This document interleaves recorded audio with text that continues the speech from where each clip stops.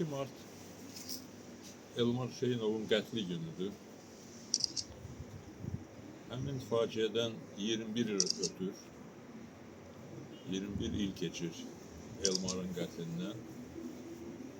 2 Mart təsadüfi deyil ki, Azərbaycanda jurnalistika ilə bağlı rəmzi günlərdən biridir, simvolik günlərdən biridir.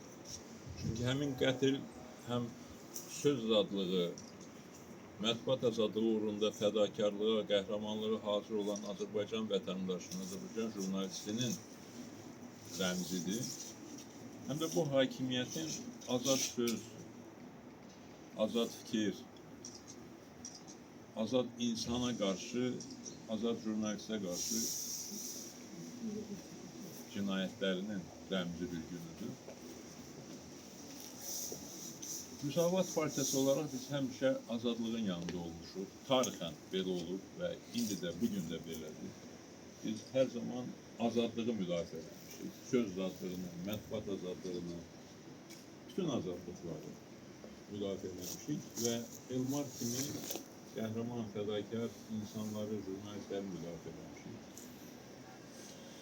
Və təsadüfi deyil ki, ötən 21 il ərzində Müsavat Partiyası hər 2 Mart'da bu məkanı ziyarət edibdi və sözünü deyib və deməkdə davam edir. Biz Elmarın xatirəsini daim yaşadacağıq. Biz söz azadlığı uğrunda, azad mətbuat uğrunda fədakarlıq göstərən insanları hər zaman müdafiə etmişik və edəcəyik. Bugün də çoxlu sayılı jurnalist, xanım jurnalistlər həbsdədirlər və biz müsavat olaraq bütün siyasi məhbusların, ilk növbədə jurnalistlərin həbsdən azad edilməsini tələb edirik və biz bir daha müsavatın mövqeyini bildirdik ki, jurnalist fəaliyyətinə görə insanlara qarşı repressiya tətbiq etmək olmaz, insanları öldürmək olmaz, jurnalist fəaliyyətinə görə insanları həbs etmək olmaz.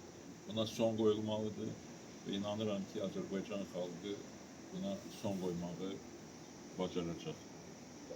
Tanrı Elmarın və azadlıq uğrunda həyatını fəda edən bütün şəhidlərimizin ruhunu şad etsin. Amin.